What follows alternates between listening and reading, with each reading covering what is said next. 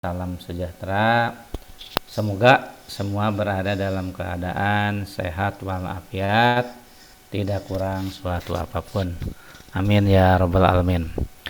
Baiklah, pada kesempatan siang hari ini kita akan melanjutkan materi perkuliahan sebelumnya. Minggu lalu sudah sampai kepada prinsip kerja transformator dan rumus-rumus atau formula yang berlaku ya, khususnya adalah GGL induksi yang dibangkitkan pada transformator baik primer maupun sekunder. Kemudian juga kita bahas beberapa contoh soalnya. Nah, sekarang kita akan melanjutkan kembali materi tersebut.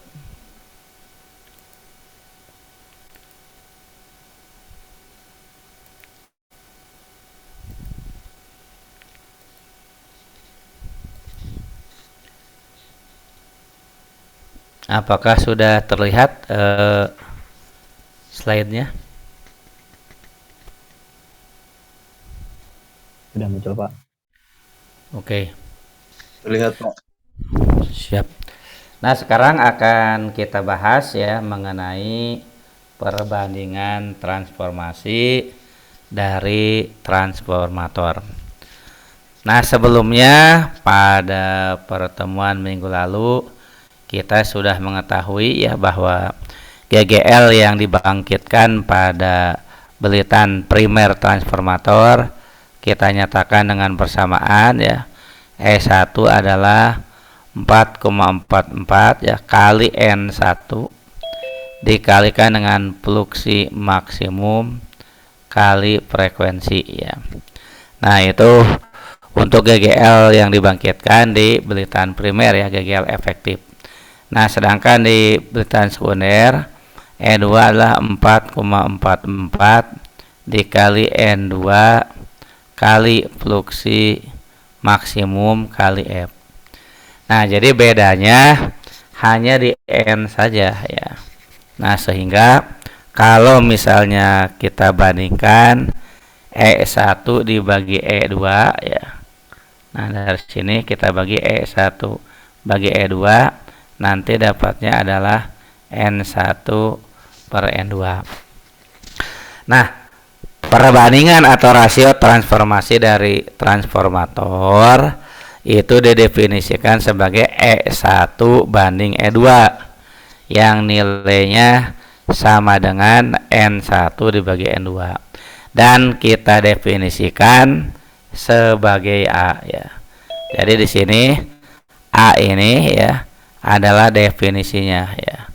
Jadi definisi dari A adalah E1 per E2 atau N1 per N2, dan tentu ini tidak boleh dibalik ya, tidak boleh jadi 2:1.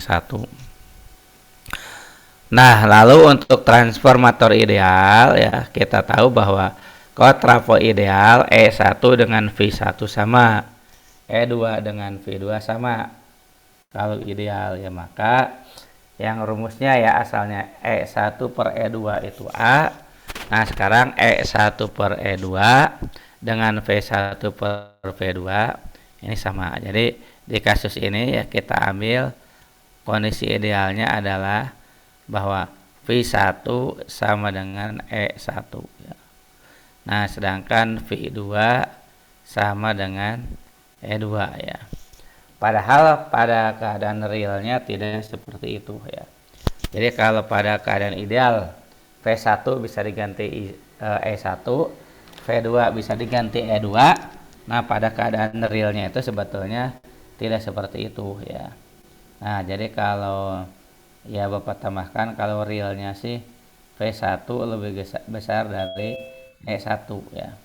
Nah, sedangkan V2 lebih kecil dari E2, itu kalau realnya. Nah, jika rugi-rugi trafo tidak diperhitungkan dan efisiensi dianggap 100%, maka daya di sisi primer dengan daya di sisi sekunder itu akan sama ya. Maka E1 I1 cos V1 sama dengan E2 kali I2 kali cos V2. Nah, Umumnya di dalam praktek itu cos P1 dengan cos P2 itu sama, sehingga berlaku E1I1 sama dengan E2I2. Maka ya selain tadi kita mendapatkan ya bahwa kan definisinya E1 per E2 adalah A ya. Nah, maka di sini akan kita dapatkan ya bahwa I2 per I1 itu nilainya sama dengan ya I2 per I1 itu sama dengan E1 per E2. Nah, E1 per E2. Nah, di mana E1 per E2 itu sebelumnya adalah N1 per N2. Nah, ini nanti dapatnya ini A ya. Nah, jadi kalau di atas ya bahwa E1 ya. E1 adalah A kali E2. Nah, kalau di sini ya dibalik ya. I2 adalah A kali I1 ya. Jadi yang A kali itu adalah I2 A kali I1. Pada sini E1 adalah A kali E2 ya. Jadi berbeda ya, ada sedikit perbedaan. Nah, atau ya E1 per E2 sama dengan I2 per I1 ya. Sama dengan N1 per N2 sama dengan A. Jadi yang disebut A sendiri ya di sini untuk nilai A-nya itu adalah E2 dibagi I2 bagi I1 ya, bukan E1 per E2.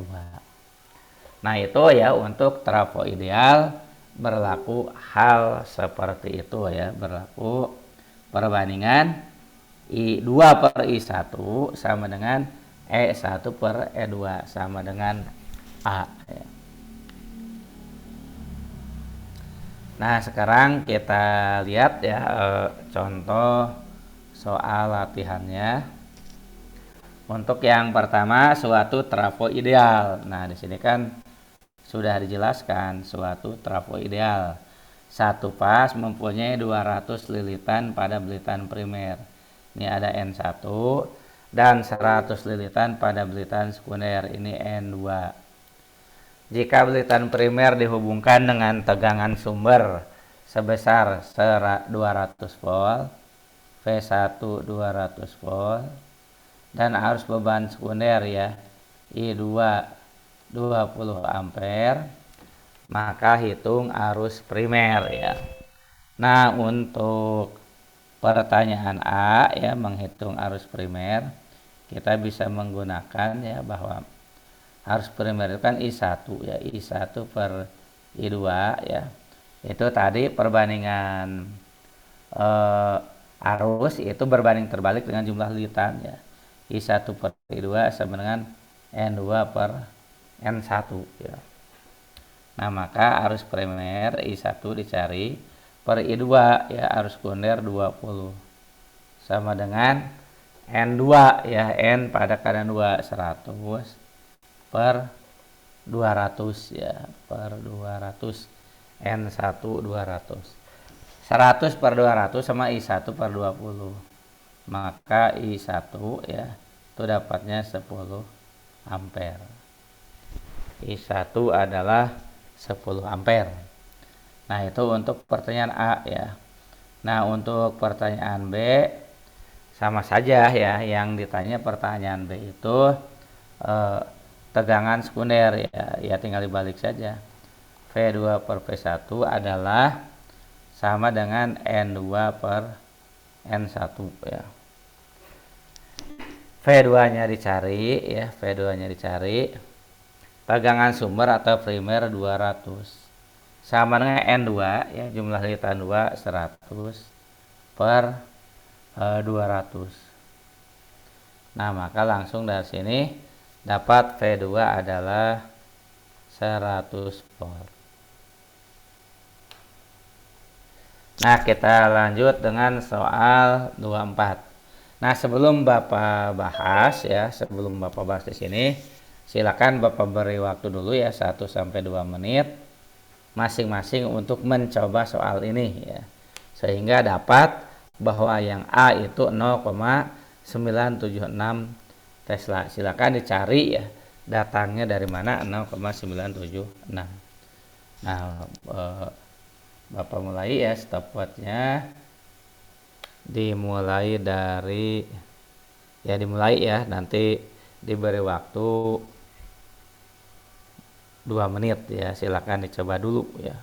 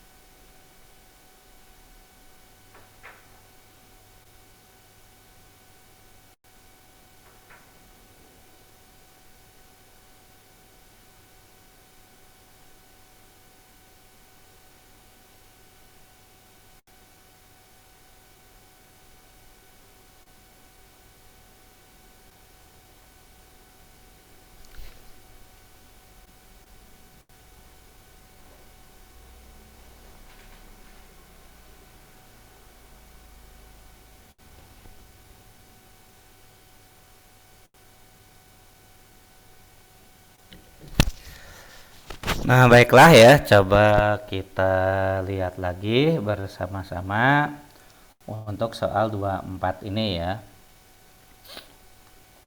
Untuk soal 24, suatu trafo ideal satu pas mempunyai 400 lilitan primer ya. Jadi ini N1 dan 1000 lilitan sekunder, yang ini adalah N2. Luas penampang inti 60 cm persegi ya. Nah, ini namanya adalah A ya, luas penampang, dan nanti harus diubah ke meter persegi. Jika belitan primer dihubungkan dengan sumber tegangan 520 volt ya, ini namanya V1 ya, dan frekuensi 50 Hz, hitung harga maksimum kerapatan flux ya. Hitung harga maksimum kerapatan flux. Nah, kerapatan flux itu adalah flux per satuan luas ya. Nah, jadi untuk soal ini, jadi yang ditanya B max ya. Nah, B max itu adalah fluksi maksimum dibagi dengan A ya, dengan luas penampang. Nah, jadi kalau kita lihat rumus sebelumnya ya, bahwa misalnya E1 gitu ya. E1 adalah 4,44 kali N1 kali fluksi maksimum kali F ya. Nah, maka fluksi maksimum sendiri ya, fluksi maksimum bisa kita cari dengan rumus E1 dibagi 4,44 kali N1 ya, dikali F ya. Itu fluksi maksimum. Nah, nanti ya untuk B maksimum artinya kita bisa menggunakan rumus ya. B maksimum adalah, nah, fluksi maksimumnya pakai rumus yang di atas tuh ya. Jadi nanti E1 dibagi 4,44 kali N1 kali frekuensi kali A ya. kali A. Nah, di mana A-nya ini 60 cm persegi ya. Nah, ini harus diubah jadi 60 kali 10 pangkat 4 meter persegi ya. 60 kali 10 pangkat min 4 itu berarti 6 kali 10 pangkat min 3 ya. 6 kali 10 pangkat min 3 meter persegi. Nah, ini tinggal kita masukkan angka-angkanya. Ya, kita coba ya. Di mana E1-nya kita masukkan 520 dibagi 4,44 kali N1-nya 400 kali frekuensinya 50 kali A itu barusan 6 kali 10 pangkat min 3. Nah, kita lihat hasilnya ya seperti apa. Nah, tentu ya tidak tepat 0,976 pasti sudah hasil pembulatan ya. Kita lihat sebelum dibulatkan 4,44 kali 400 kali 50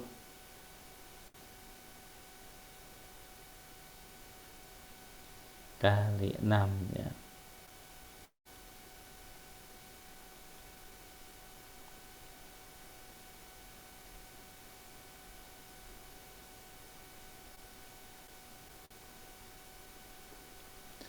Nah, ini hasilnya ya 0,9759.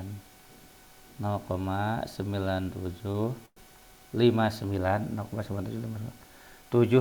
ya. 76 lah Tesla ya. Ini ya satuan kerapatan flux adalah Tesla. Nah, sedangkan untuk pertanyaan B ya, yang ditanya adalah tegangan induksi pada belitan sekunder ya. Nah, tinggal E2 per E1 adalah N2 per N1 ya. Nah, E2-nya dicari, per E1-nya 520 sama dengan N2-nya 1000 ya, bagi 400 ya. Nah, nanti sama ya, dapat E2-nya 300 ya. Nah, itu beberapa contoh soal perhitungan mengenai perbandingan transformasi pada transformator ya. Perbandingan transformasi pada transformator. Nah, kemudian soal latihan satu lagi ya kita bahas sebelum kita lanjutkan dengan yang berikutnya. Kerapatan flux maksimum pada inti transformator 1 pas 250 3000 volt 50 Hz adalah 1,2 Weber per meter persegi ya. Jika GGL per lilitan adalah 8 volt, tentukan jumlah lilitan primer dan sekunder. Kemudian B, tentukan luas penampang inti ya. Nah, perhatikan ya untuk pertanyaan A ya. Nah, kan kerapatan flux maksimum pada inti trafos 1 pas 250 ke 3000. Nah, ini berarti kan ini tegangan primer ya, V1. Nah, ini adalah V2 ya. Nah, jadi untuk A jumlah lilitan primer ya dan sekunder. Kan GGL per lilitan 8 ya. GGL per lilitan itu berarti gini ya. P1 per N1 adalah 8 ya. Kan jumlah GGL per lilitan P1 per N1 8 ya. Nah, maka nanti N1 adalah V1 per 8 ya. Jadi 250 per 8 ya. 250 per 8 itu jumlah lilitannya ya. Jadi memang tidak ngepas ya jumlah lilitannya. 250 kalau kita bagi 8 dapatnya 31,25 gitu ya. Nah, kemudian ya dengan cara yang sama ya, maka nanti ya V2 per N2 jumlah GGL2 per lilitan 2 itu kan 8 ya, sama ini. Nah, maka nanti N2 ya itu adalah V2 per 8 ya. Jadi ini 3000 per 8. Nah, 3000 dibagi 8 itu 375 ya. ini lilit ya, ini lilit. Nah nanti yang kalau yang 31,25 bisa dibulatkan ya. Nah kemudian ya untuk yang pertanyaan B,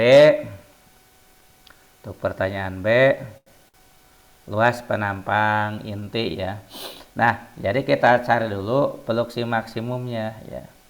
Jadi fluksi maksimum adalah boleh pakai E1, boleh pakai E2 ya. E1 per 4,44 kali ya N1 dikalikan dengan F ya. Nah kalau pakai E2 ya, N-nya N2 ya, itu fluksi maksimum ya. Nah nanti dari sini ya, kalau kita ini 250 dibagi 4,44 kali N1 nya kan tadi sudah ada ya 31,25, lalu dikali frekuensinya 50 ya. Nah nanti dapatnya fluksi maksimum, coba kita hitung ya.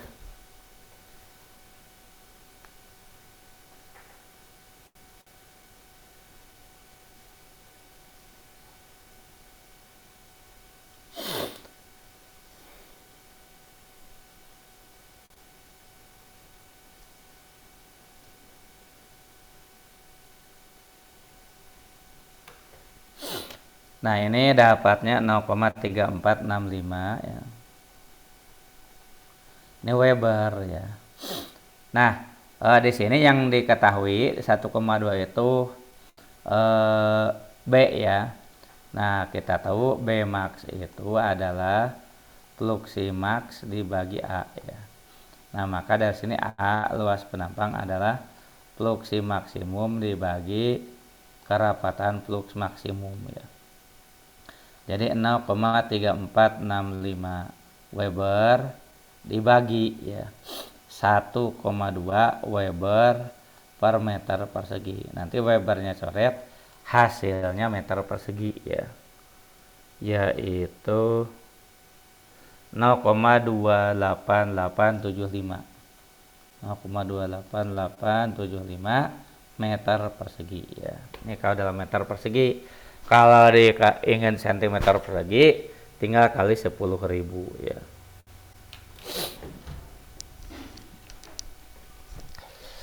Nah itu ya beberapa contoh soal ya. Untuk contoh soal lainnya silakan dicoba sebagai latihan ya. Kalau ini ada stacking vektor, asumsikan inti disusun sehingga memiliki stacking vektor. Nah itu gini, stacking vektor itu kan misalnya E1 ya, itu 4,44 kali N1 kali fluksi maksimum kali F. Nah kalau ada stacking vektor ini kali lagi dengan stacking vektor. Stacking faktor itu faktor penyusunan inti ya. Inti itu kan terdiri dari lembaran-lembaran tipis ya. Nah stacking faktor itu ya kalau ideal kan 1 ya. Nah kalau misalnya tidak ideal, misalnya ada 0,9, nah maka gegel induksinya dikalikan dengan stacking faktor. Nah berikutnya kita lihat ya trafo ideal yang sebelumnya sudah kita bahas ya. Trafo ideal adalah gawe atau device tanpa rugi-rugi dengan belitan input dan belitan output. Gambar 24 menunjukkan suatu trafo ideal ya, suatu trafo ideal. Seperti diketahui ini adalah inti besi ya, atau lebih tepatnya inti ferromagnetik. Nah, kemudian ini belitan yang dihubungkan dengan sumber kita sebut belitan primer. Dengan jumlah belitan primer lambangnya boleh NP, boleh N1 ya. Untuk belitan sekunder boleh NS, boleh N2 ya. Ini namanya belitan sekunder, belitan sekunder. Nah, proses terjadinya gegel induksi di primer ketika arus primer ini masuk. Ini ada arus primer ya. Nah nanti pada inti akan dibangkitkan flux magnet. Nah, pada flux magnet ini berkeliling di sepanjang inti ya. Nah, ini flux magnet. Flux magnetnya flux mutual bareng-bareng dimiliki oleh primer dan sekunder ya. Nah, nanti di primer ya ini akan timbul GGL E1 ya. Min N ya D flux per dt gitu. Nah, kemudian di sekunder timbul E2 ya min N2 D flux per dt. Kalau tadi N1. Nah, nanti E2 ini akan menghasilkan yang namanya Vs atau V2 ya. Kalau di sini ini kan namanya V1 ya. Nah, sedangkan yang sebelah kanan ya kan, kalau yang kiri tadi skema trafo ideal, yang sebelah kanan adalah simbol skematik dari transformator ya. Jadi transformator simbol skematiknya seperti yang ditunjukkan pada gambar ya.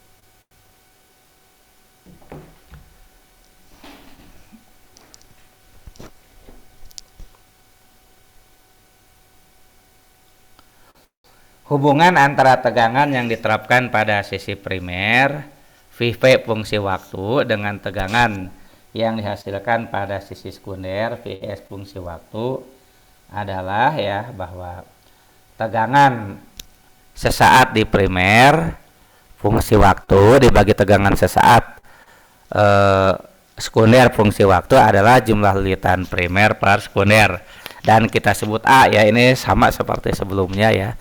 Kita definisikan sebagai A, di mana A adalah rasio lilitan dari transformator. Jadi A ini merupakan rasio lilitan dari transformator.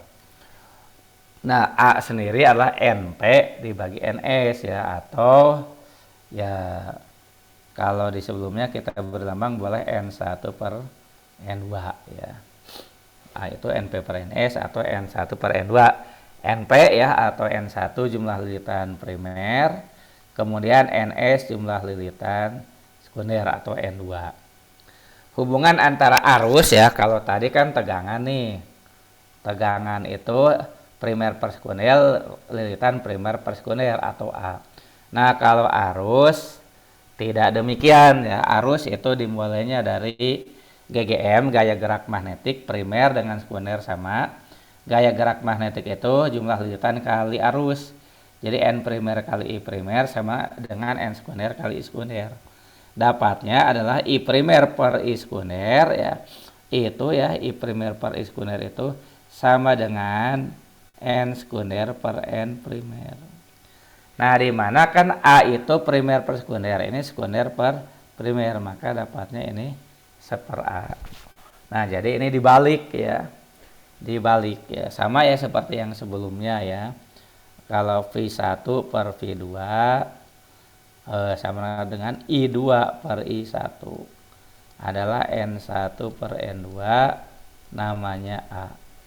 Jadi kalau I-nya ingin I1 per I2 ya, nah itu kita sebutnya seper A ya. Nah, ini ya beberapa persamaan yang berlaku dalam trafo ideal. Lalu dalam bentuk fasor ya, fasor tegangan primer per sekunder itu sama dengan A, dan fasor arus primer per sekunder itu seper A. Perhatikan bahwa sudut fase tegangan primer sama dengan sudut fase tegangan sekunder. Demikian juga sudut fase arus primer sama dengan sudut fase arus sekunder. Rasio lilitan trafo ideal berpengaruh terhadap magnitud tegangan dan arus, tetapi tidak terhadap sudutnya ya. Jadi untuk sudutnya tetap ya, nah, primer dengan sekunder itu sama baik tegangan maupun arus. Yang berbeda itu adalah magnitudnya atau besarnya. Lalu ada aturan dot untuk polaritas transformator ya, ini ketentuan. Jika tegangan primer adalah positif pada ujung bertanda dot dari belitan terhadap ujung tidak bertanda dot ya. Ya, jadi ujung bertanda dot lebih positif dibandingkan dengan ujung yang tidak bertanda dot, maka tegangan sekunder juga akan positif pada ujung bertanda dot. Jadi perjanjiannya sama. Polaritas tegangan adalah sama sehubungan tanda dot pada tiap sisi dari inti. Yang kedua, jika arus mengalir menuju ujung bertanda dot dari belitan primer ya, jika arus primer mengalir menuju ujung bertanda dot, jika arus primer mengalir menuju ujung bertanda dot, tentunya dari belitan primer ya, maka arus sekunder akan mengalir keluar dari ujung bertanda dot pada belitan sekunder. Jadi jika arus primernya mengalir menuju ujung bertanda dot di primer, di sekunder mengalir keluar dari ujung bertanda dot. Nah, kemudian daya pada trafo ideal. Daya yang dicatu atau disuplai ke trafo oleh rangkaian primer, V input adalah tegangan primer kali I primer kali cos theta primer. Atau juga P input adalah P1 I1 cos theta 1. Daya yang dicatu oleh rangkaian sekunder trafo ke beban, V out adalah V sekunder I sekunder cos theta sekunder ya.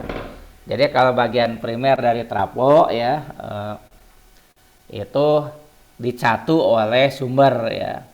Nah, sedangkan beban dicatu oleh bagian sekunder. Karena sudut tegangan dan arus tidak dipengaruhi oleh rasio transformasi pada trafo ideal, maka belitan primer dan sekunder pada trafo ideal memiliki faktor daya yang sama. Artinya ya, cos theta primer sama dengan cos theta sekunder.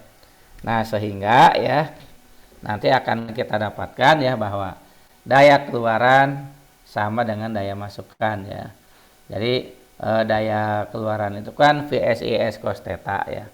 Nah, itu nilainya P out itu sama dengan V primer I primer cos theta. Jadi pada trafo ideal, ingat ini ideal ya. Ciri utama trafo ideal, nah itu adalah daya sekunder, daya output sama dengan daya input ya. Atau daya sekunder sama dengan daya primer atau P2 sama dengan P1. Nah, itu ya ciri trafo ideal. Daya output pada trafo ideal sama dengan daya inputnya, itu yang penting ya. Nah, hubungan yang sama berlaku untuk daya semu ya, bahwa Q input dengan Q output sama ya, V primer I primer sin theta sama dengan V sekunder I sekunder sin theta ya. Jadi karena daya reaktif jadi menggunakan sin. Demikian juga untuk daya semu ya, daya semu adalah tegangan primer I primer sama dengan tegangan sekunder I sekunder ya, sama dengan S out ya, daya semu keluaran. Yaitu ya, coba dilihat dulu ya rumus-rumus yang berkaitan dengan trafo ideal ya, mulai rasio transformasi terhadap tegangan, arus, dan daya semuanya pada trafo ideal. Nah, sebelum kita masuk ke transformasi impedansi, nah silakan ya Bapak beri waktu 2 menit ya untuk ya barangkali ada yang mau minum dulu atau ke belakang dulu ya. Dan setelah ini kita bahas transformasi impedansi. Di sini ya sama Bapak juga izin dulu ke belakang ya untuk ngambil air ya.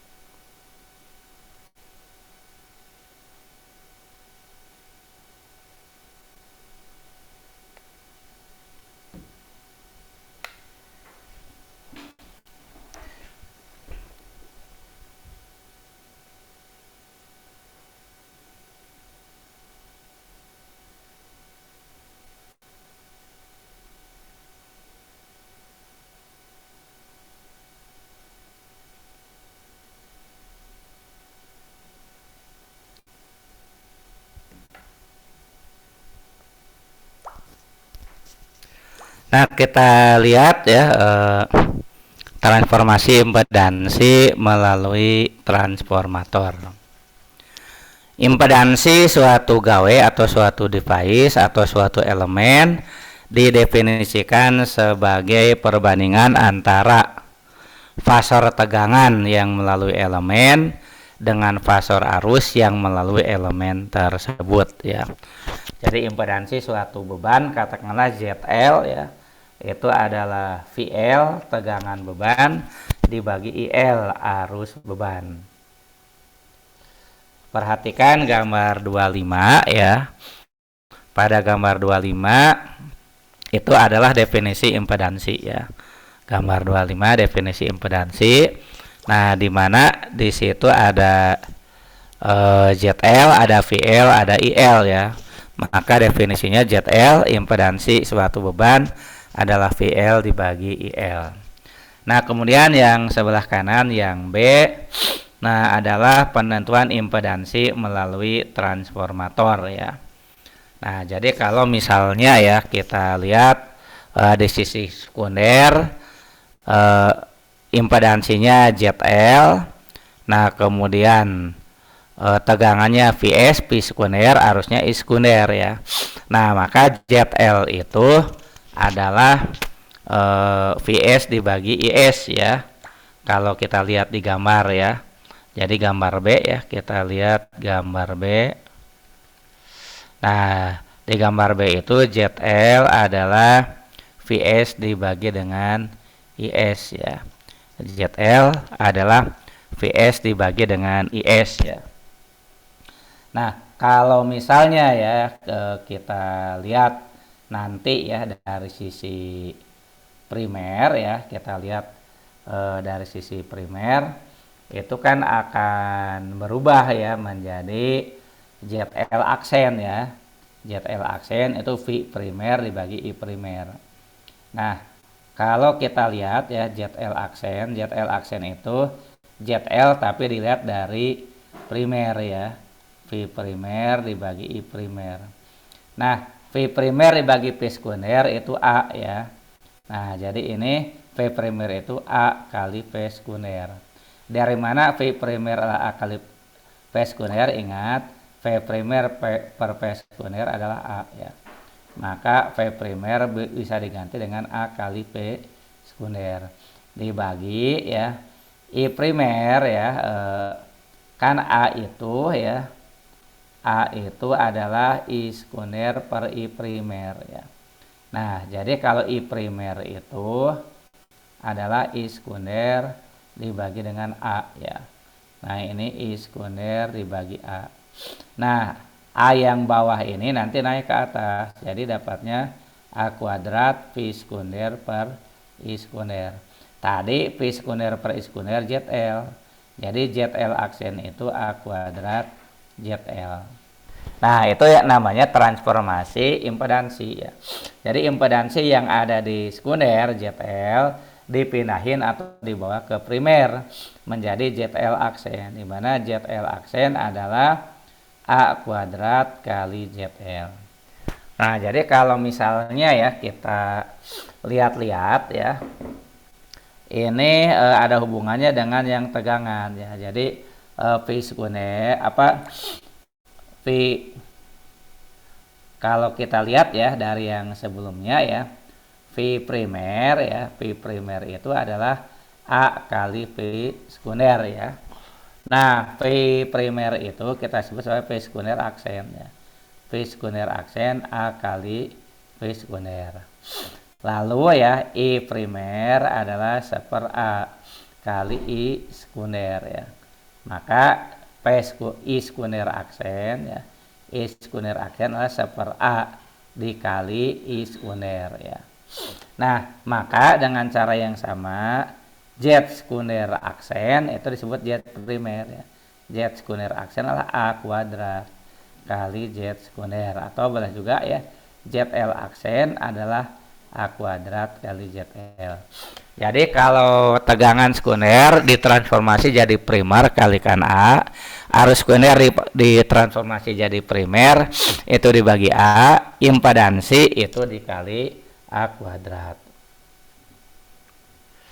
Ya ini sebetulnya udah kesini ya ini ya. ZL aksen ya itu adalah ZL aksen itu kan V primer per I primer ya. Nanti dapatnya adalah sama seperti yang tadi turunkan A kuadrat VS per IS. ZL aksen adalah A kuadrat ZL. Nah itu adalah semua yang ada di sekunder ya. Jadi ini secara ringkasnya. Nah yang ada di sekunder itu ada VS, ada IS, ada ZS. Nah kalau dia ditransformasi ke primer ya, nah maka ya karena namanya juga ditransformasi jadi VS aksen ya. VS aksen itu jadi P primer sebetulnya. Ini A kali VS, I sekunder aksen ya, atau I primer seper A kali IS, dan Z sekunder aksen adalah A kuadrat kali Z sekunder. Kalau sebaliknya yang asalnya kali A dibagi A ya, yang asalnya seper A kali A. Jadi misalnya ya, ini akan sebaliknya nih, ada transformasi sebaliknya. Misalnya asalnya I primer, I primer.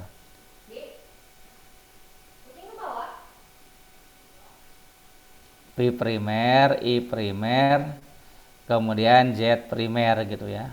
Nah kemudian ditransformasi ke sekunder ya. Nah nanti ya V primer aksen gitu adalah V primer dibagi A ya. Nah ini disebutnya itu V sekunder gitu ya. V primer aksen itu adalah V sekunder ya. Sama I primer aksen adalah A kali I primer ya. I primer aksen itu adalah I sekunder ya. Jadi I sekunder. Dengan cara yang sama, Z primer aksen adalah A kuadrat kali Z primer. Nah, Z primer aksen tuh disebutnya Z sekunder.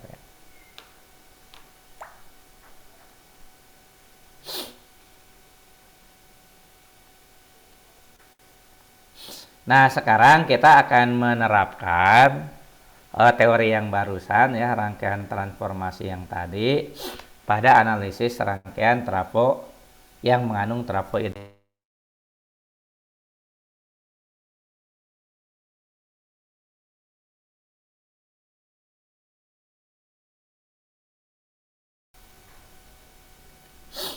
Analisis rangkaian yang mengandung trafo ideal. Nah, kita lihat ini soalnya ya. Suatu sistem tenaga listrik satu fase terdiri dari generator 480 volt 60 Hz yang mencatu beban Z load 4 plus J 3 ohm melalui saluran transmisi dengan impedansi Z line 0,18 plus J 0,24 ohm. Jadi ada generator 480 volt, ada saluran transmisi 0,18 plus J 0,24 ohm, dan ada beban 4 plus J 3 ohm. Jawablah pertanyaan berikut tentang sistem tersebut. A. Jika sistem tenaga tersebut benar-benar digambarkan seperti pada soal, yaitu gambar 26A, berapa tegangan di sisi beban dan berapa rugi-rugi saluran transmisi. Pertanyaan B. Anggap ada trafo step up 1/10 ditempatkan pada sisi generator dari saluran transmisi dan trafo step down 10/1 ditempatkan pada sisi beban dari saluran ya. Bisa dilihat di gambar 26B berapa tegangan beban sekarang, berapa rugi-rugi saluran transmisi. Nah, jadi kalau digambar untuk yang sistem A ya tanpa trafo itu ada generator ya. Jadi ini ada generator dengan tegangan 480 dan sudut 0 ya. Sudutnya kenapa 0? Biasanya dijadikan referensi ya.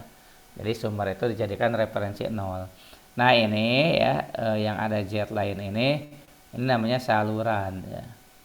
Nah, saluran transmisi ya. Ditransmisikan 480 volt ke yang namanya beban ya. Nah, jadi di sini ada beban ya. Bebannya 4 plus J 3 ohm ya. Berarti kan beban induktif ya.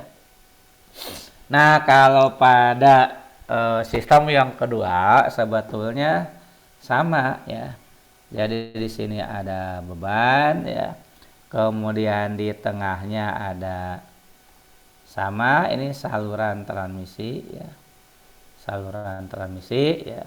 Kemudian di sisi sebelah kiri sama juga ada generator ya.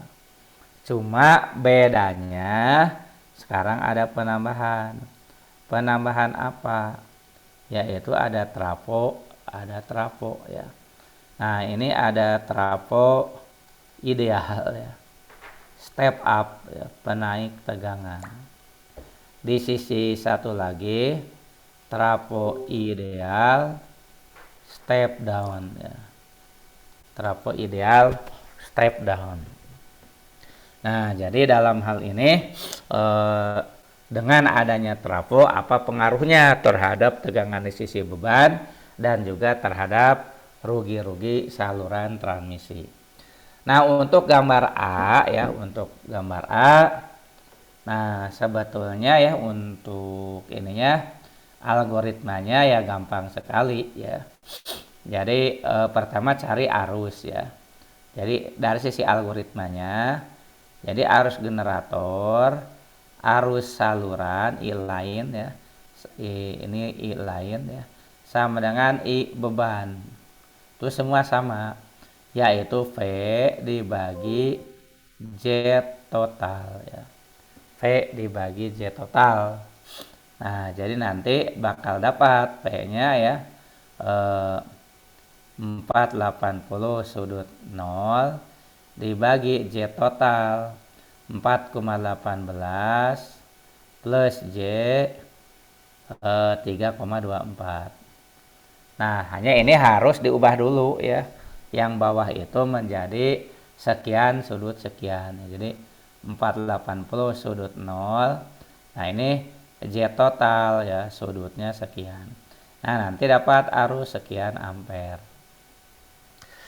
Nah, lalu yang ditanyakan ada dua ya. Pertama, tegangan di sisi beban ya, VL ya. Jadi nanti VL adalah IL kali ZL ya. Kita tinggal kaliin aja dapat berapa volt gitu ya. Tegangan di sisi saluran ya. Lalu rugi saluran transmisi ya. P loss transmisi ya. Jadi I line kuadrat dikali R line ya. I line-nya yang hasil yang pertama tadi 480 bagi itu ya. Jadi nanti dapatnya I line kuadrat kali yang disebut R line itu adalah 0,18 ya. Jadi R-nya saja ya kalau untuk rugi-rugi, untuk X-nya tidak masuk. Itu ya. Jadi algoritma untuk yang pertama ya, tinggal menggunakan pengetahuan di rangkaian listrik. Nanti kita dapat IG, VL, dan P losses ya. Nah, kalau untuk gambar yang kedua, algoritmanya nanti Bapak bahas setelah yang pertama ya. Nah, kita lihat untuk yang pertama ya, ini penyelesaiannya yang barusan ya. Jadi ini sesuai algoritma tadi ya. Ini sesuai dengan algoritma yang tadi. Silakan dilihat dulu ya. Jadi rangkaiannya ada generator ya. Kemudian ada saluran transmisi dan ada beban. Cuma ini saja ya. Yang ini V ya. Yaitu 480 sudut 0. Ini 0,18, ini J 0,24 ya, ini langsung ya. Kalau ini 4 plus J 3 ohm ya. Nah, nanti ini kalau di sini namanya I load Kalau di sini namanya I line. Kalau di generator ya kita beri saja IG ya. Nah, ini V load ya. Ini V load. Nah, kalau losses di 0,18 ya. Ini ohm, ini ohm. Ini V load itu ini ya. Nah, silakan dilihat dulu. Kalau ada bagian yang tidak jelas, boleh ditanyakan ya.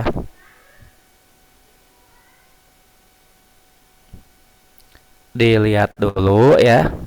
Kalau ada yang tidak jelas ditanyakan. Silakan ya sebelum Bapak lanjut ke B ya, karena untuk yang B ada trafonya ya, nanti ada algoritmanya, nyari apa dulu terus nyari apa.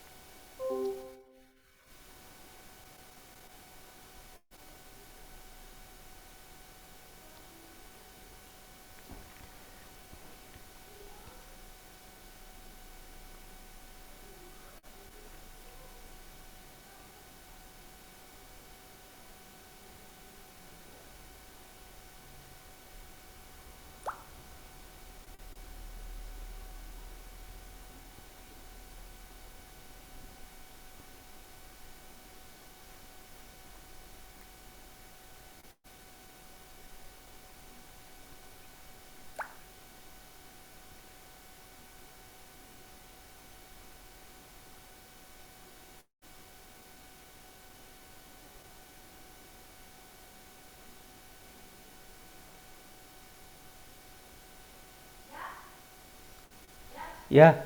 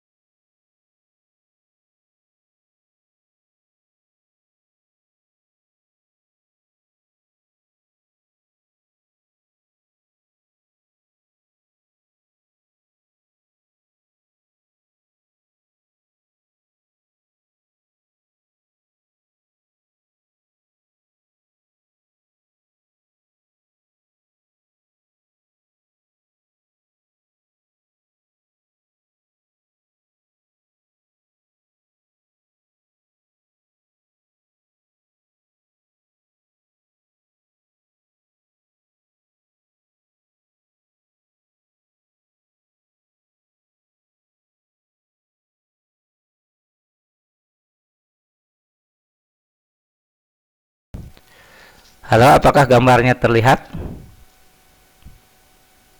Terlihat, Pak. Lihat Pak. Oke ya. Ya, ya. Nah, di sini akan Bapak jelaskan dulu algoritmanya ya. Jadi sebelum dihitung, urutan mengerjakan soal kalau di sini ada trafonya ya. Ini kan terpisah-pisah ya. Ada rangkaian sebelah kiri generator dengan nyambungnya dengan primer dari trafo ya.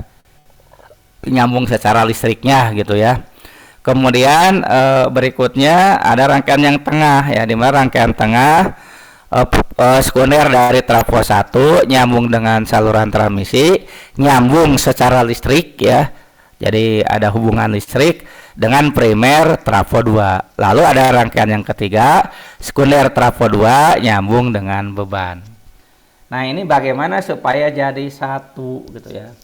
Nah, ini akan dipindah gitu ya. Jadi akan dipindah. Perhatikan ya bahwa ini trafonya 10:1 nih, 10:1.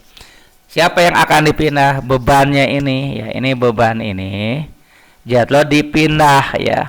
Dari rangkaian kanan pindahin ke rangkaian tengah ya. Nah, ini dipindahin ke rangkaian tengah. Nah, Z load yang asalnya 4 plus Z3 itu secara teori asalnya berada di sisi 1, akan pindah ke sisi 10. Coba perhatikan lagi ya. Beban yang ada di sebelah kanan ada di sisi 1 dari trafo, akan dipindah ke sisi 10 dari trafo. Ingat ya, ingat kalau 1 ke 10 ya berarti kan naik. Siapa saja yang naik, tegangan akan naik, arus turun ya. Arus itu turun karena kalau ini kan perbandingan lilitan ya, 1 ke 10 lilitan naik, tegangan naik, arus turun, impedansi naik. Kalau impedansi A kuadrat ya. Nah, jadi perhatikan ya, asalnya dari 1 ke 10 naik 10 kali ya. Nah, kalau impedansi itu kali 10 kuadrat ya. Nah, jadi di sini ada jet aksen load ya. Jet aksen load apa ya? Jet beban yang ada di sekunder dipindah ke primer ya. Yang posisinya di sebelah kanan pindah ke seri dengan saluran transmisi. Nah, kenapa kali 100? Ingat ya, ZL aksen itu tadi A kuadrat kali ZL. Jadi sini kan A-nya 10 ya. Jadi kali 10 kuadrat. Ingat impedansi itu kalau rasionya naik, impedansi naik. Nah, jadi ini tuh berubah jadi 400 plus J 300 ohm. Nah, jadi 400 ohm plus J 300 ohm. Kan asalnya 4 plus J3 ya, 4 plus J3. Nah, jadi 100 gitu ya, kali 100 jadi 400. Nah, sekarang karena jet aksen load udah ada di tengah, jadi nyambung dengan Z lain. Jadi seri gitu ya. Nah, ini kita jumlahkan ya. Nah, jadi Z lain dengan Z beban itu kita jumlahkan ya. Nah, Z lain dengan Z beban kita jumlahkan.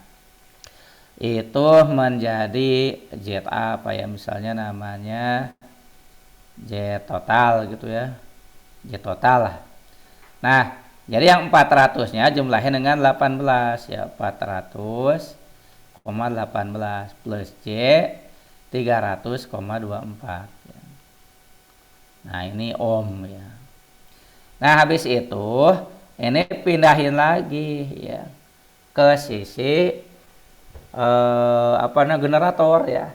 Jadi si jet beban itu 4 plus J3 pindah ke sisi transmisi, dijumlahkan ke sisi transmisi ya. Udah dijumlahin, pindah lagi. Perhatikan ya, trafonya itu 1:10. Kalau pindah dari tengah ya ke kiri itu dari 10 ke 1, jadi turun ya. Jadi ini kali 1/10 kuadrat. Kali 1/10 kuadrat. Kenapa? Kan dari 10 ke 1 turun ya. 10 ke 1 itu turun jadi 1/10 ya. Karena Z ya harus dikuadratkan. Nah, maka ya ini berubah lagi jadi Z aksen total.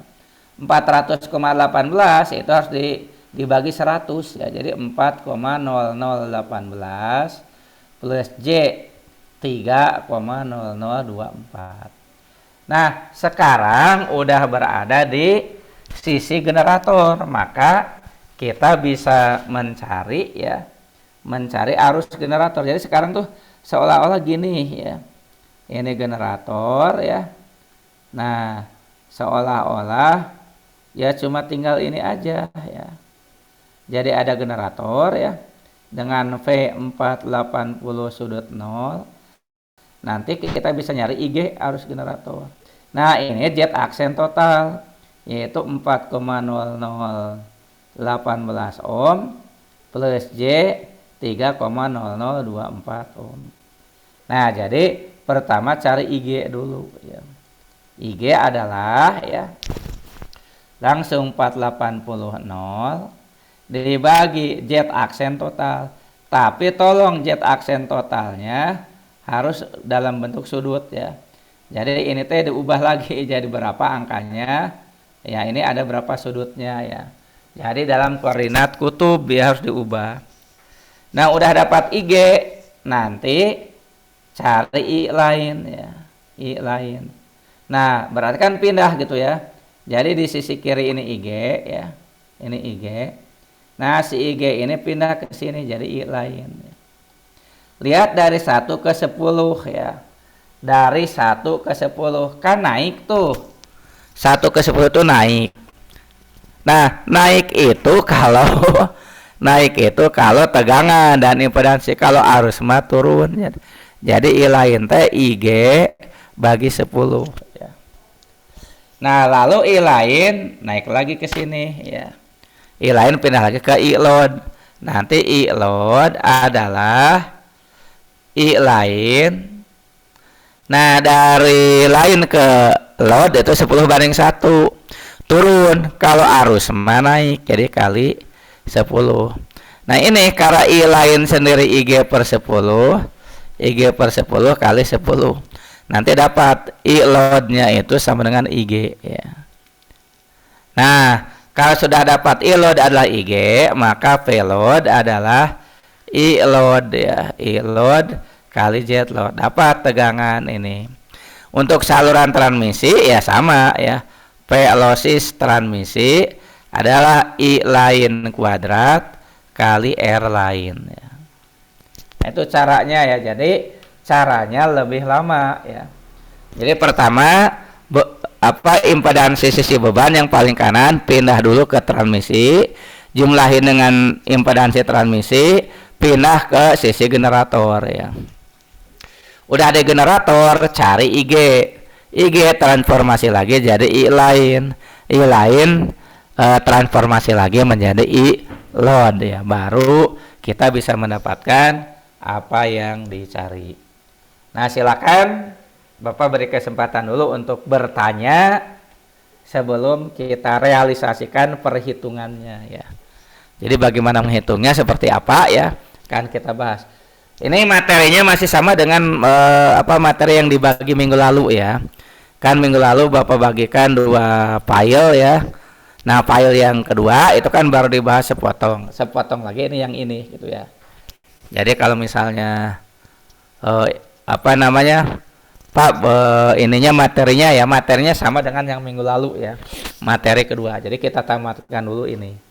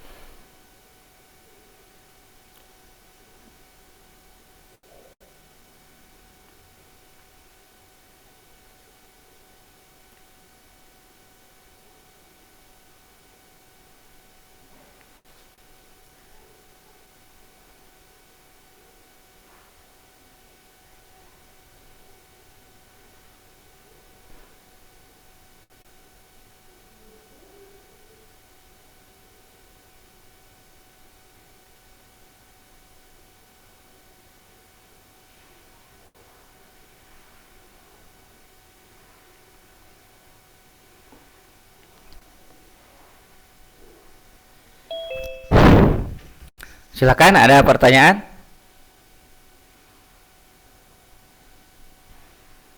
Nah, kalau tidak ada, kita lanjut ya.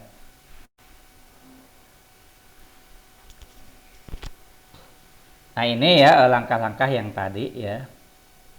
Jadi pertama ya, jet accent load jet load yang ada di paling kanan dipindah dulu ke sisi transmisi ya, dengan dikalikan A kuadrat ya, di sini kali 100 ya ini.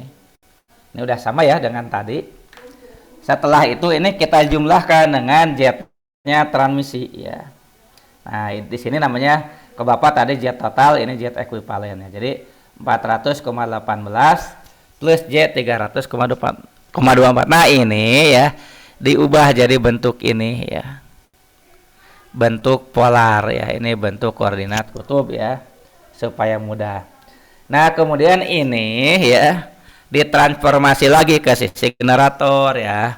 Tadi dibagi dengan 100 ya. Nah, jadi yang tadi itu kita,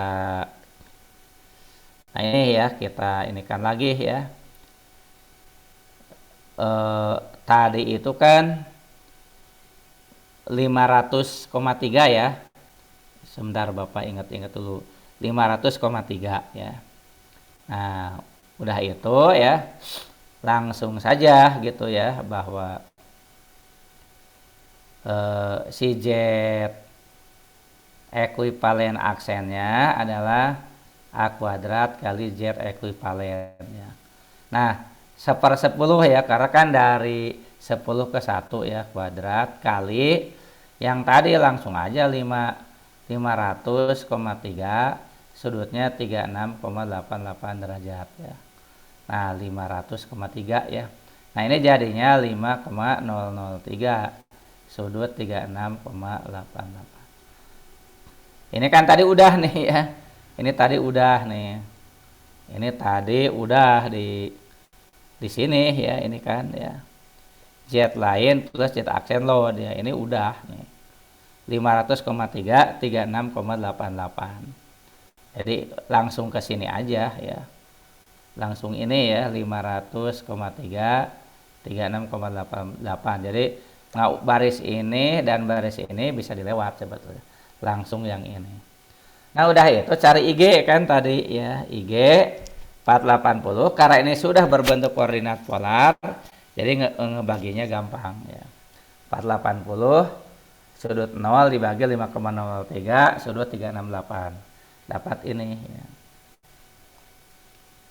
Setelah itu ubah jadi I lain ya. I lain itu ya 1/10-nya. Ya 9,59. Kalau sudutnya nggak pengaruh ya, kalau sudutnya nggak pengaruh oleh oleh perbandingan transformasi. Nah, habis itu balik lagi ke ILOD. Tadi ILOD itu sama dengan IG ya, berarti IG kan 95,94 ya. Nah, ini ya, lihat nih ILOD 95,94 sama dengan IG-nya ya. Nah, setelah itu dapat V load, dapat juga P loss ya. Nah, kita akan bandingkan dengan sebelumnya ya. Nah, kalau tanpa trafo berapa sih ya? Akan kita lihat yang tadi ya. Nah, kalau tanpa trafo, tanpa 2 trafo bahkan ya. Nah, V load itu nanti kita ambil ya, ini juga sama ya. Kalau tanpa trafo, V load-nya berapa ya? Kok V load? V loss ya. Nah, kita mundur dulu ya yang kita tadi cari ya, yang hitungan tadi.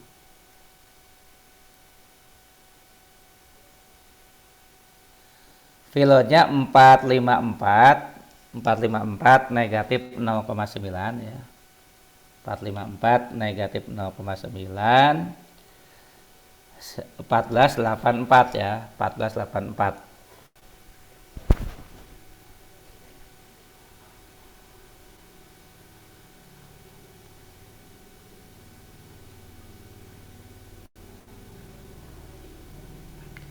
Di 454 ya. Min 0,9 derajat. volt ya. Ini tadi 1484 watt. Kita bisa bandingkan ya. Yang namanya V sumber ya, VG itu ya, V dari generator itu kan tadi 480 ya, sudut 0 ya. Jadi asal muasalnya 480 ya, 480. Pada kasus yang pertama, ini P bebannya 454. Ini pada kasus yang pertama tanpa trafo. Dan dengan trafo itu dapatnya 479 ya. Ini kasus kedua. Pada kasus pertama harusnya ya daya dari generator 480 nyampe ke beban 454. Jadi ada drop tegangan ya. Terjadi drop tegangan yang cukup besar ya, yaitu 26 volt ya. 26 volt. Dari sisi kiri 480, diterima hanya 454. Nah, sedangkan di kasus yang kedua, kiri 480, terima 479,7 ya. Jadi drop tegangannya hanya 0,3. Nah, coba bandingkan 26 volt dengan 0,3 ya. Hampir 80 kali lipat gitu ya. Hampir 80 kali lipat. Jadi besar banget gitu ya drop tegangannya ya. Yang satu hanya 0,3, yang satu 26 ya. Nah, kan 26 bagi 0,3 itu kan 260 bagi 3 ya. 80 lebih ya, mendekati 90. Demikian juga losis ya. Losis mula-mula 1484 watt. Losisnya mendekati 1500 watt. Sekarang bandingkan. Losisnya hanya 16,7 watt. Hanya 16 gitu ya. Sedangkan sebelumnya 1500. Maka dari sini kita bisa melihat ya bahwa penambahan trafo ya dalam hal ini trafo ideal dapat memperbaiki kualitas tegangan ya tegangan yang losisnya makin sedikit gitu ya, dapat memperbaiki kualitas tegangan dan juga kualitas daya ya karena losisnya berkurang sangat banyak. Nah itu ya contoh penggunaan trafo pada rangkaian listrik ya yang bertujuan memperbaiki kualitas tegangan dan kualitas daya. Nah itu materi yang sebelumnya ya. Kita rehat dulu sejenak ya. Kita akan lanjut dengan materi berikutnya ya. Ini kan materi yang Bapak bagikan minggu lalu ya. Nah Bapak siapkan materi yang khusus hari ini ya.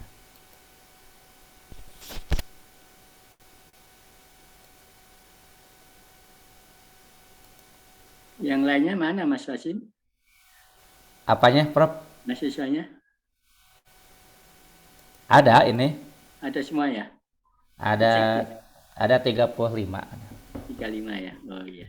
Maaf ini agak terlambat saya ini barusan Pak Wasim. Iya nggak apa-apa. Monggo diteruskan aja Pak Wasim. Iya. Kan besok jam 10 jadi ya? Ya insya Allah Prof ya. Ya, monggo. Nah.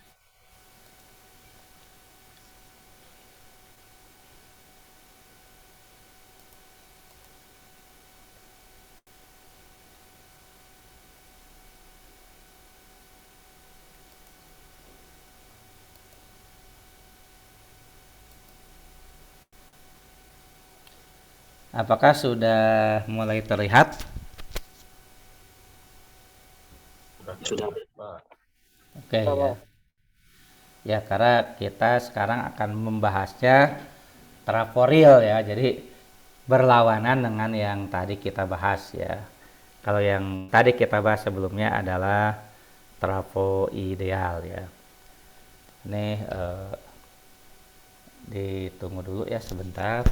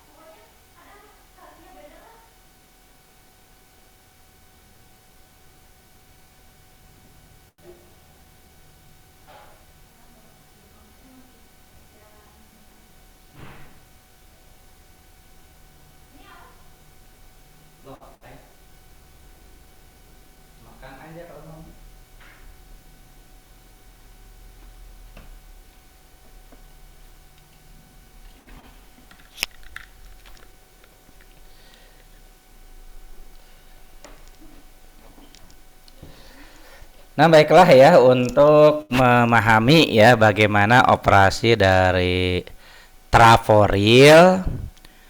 Nah, kita perhatikan gambar 28. Gambar 28 ini menunjukkan trafo yang terdiri dari dua kumparan ya, primer sekunder, yang dipasang di sekeliling inti trafo. Sisi primernya dihubungkan dengan sumber daya AC ya, dengan power supply AC, dan sisi sekundernya pada gambar ini dibiarkan terbuka ya. Jadi di sekundernya nanti tidak ada arus ya, karena tidak ada beban. Kurva histeresis dari trafo ditunjukkan pada gambar 29.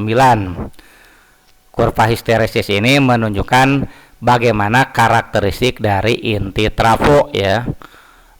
Jadi kurva karakteristik atau kurva histeresis itu menunjukkan bagaimana penambahan flux ya, penambahan flux akibat penambahan arus ya. Jadi kalau misalnya arusnya naik, fluxnya juga naik, tapi naiknya apakah linear atau bagaimana itu bisa dilihat dari kurva histeresis ya. Nah, itu ya penambahan flux sebagai fungsi arus ya, itu sama juga dengan ya, atau identik dengan penambahan GGM ya, gaya gerak magnetik ya, yang diakibatkan oleh arus yang mengalir ya. Karena kan gaya gerak magnetik itu sama dengan N dikali I. Nah, kita lihat saja gambarnya. Nah, ini adalah sketsa trafo real dengan sisi sekunder tanpa beban ya. Jadi untuk belitan primer dihubungkan dengan sumber ya, V primer ini kelambangnya kecil, kemudian ada dalam kurung waktu itu sesaat ya, berarti instan ya, tegangan sesaat, demikian juga arus. Kemudian primer jumlah lilitannya N primer, sekunder jumlah lilitan N sekunder. Sekunder meskipun rangkaiannya terbuka ya, ini kan kita sebut open circuit ya. Nah, meskipun open circuit, meskipun terbuka, tegangan tetap ada ya. Yang tidak ada itu arus ya. Nah, berikutnya ini adalah kurva histeresis ya, kurva histeresis dari transformator ya. Nah, di sini apa namanya, yang Bapak arsir ini ada luas daerah ya. Nah, kalau kita hitung luas daerah ini adalah jadi rugi nanti ya. Ini luas daerah pada kurva histeresis itu menunjukkan rugi histeresis ya, rugi histeresis. Nah, ini gaya gerak magnetik. Gaya gerak magnetik itu jumlah lilitan kali arus ya. Nah, ini adalah flux. Jadi kurva histeresis itu menunjukkan ketika gaya gerak magnetik bertambah atau ketika arus bertambah, apa yang terjadi dengan flux ya. Kalau dilihat dari gambar ini kan dua-duanya naik. Hanya memang di awal itu naiknya tinggi, tapi kesananya naiknya rendah ya, bahkan cenderung tidak mau naik lagi kalau sudah di kurva mendatar ya. Jadi kalau secara sekilas gitu ya, Bapak gambar yang versi yang lebih kecil, ini adalah GGM, gaya gerak magnetik, ini adalah fluksi. Nah, jadi ketika GGM naik, fluksi naik ya. Tapi lama-lama naiknya sedikit, akhirnya datar. Nah, ini ya perjalanannya. Kemudian ketika si GGM-nya turun, fluksinya turun, tapi tidak sama lagi jalurnya dengan yang pertama. Jadi ke sini turunnya melalui jalur yang berbeda. Sehingga ketika GGM 0, si fluksi itu masih ada gitu. Jadi masih ada sisa. Jadi agar jadi 0 harus dikasih GGM negatif, arus yang dibalik di sini nih. Nah, ini balik ya. Terus gitu ya. Ketika dinaikin lagi nanti dia ke sini. Dan seterusnya ya, dia akan berulang. Nah, ini namanya kurva histeresis ya. Operasi dasar transformator diturunkan dari hukum Faraday ya. induksi adalah d lambda per dt ya.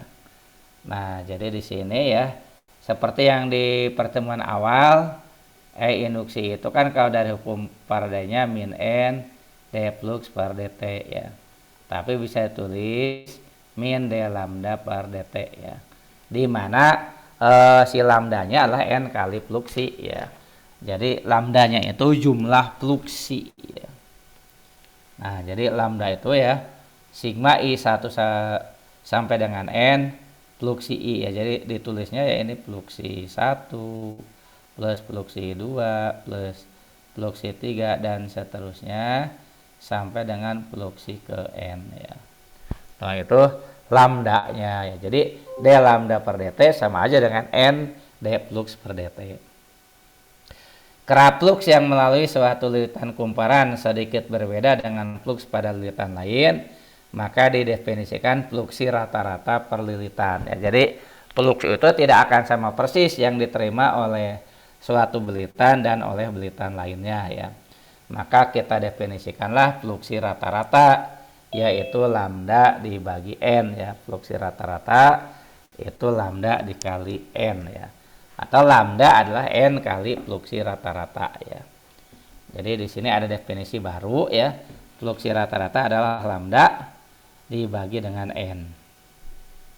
Dan hukum Faraday ya, karena ya lambda itu ya, dari sini kan lambda adalah n kali fluksi rata-rata.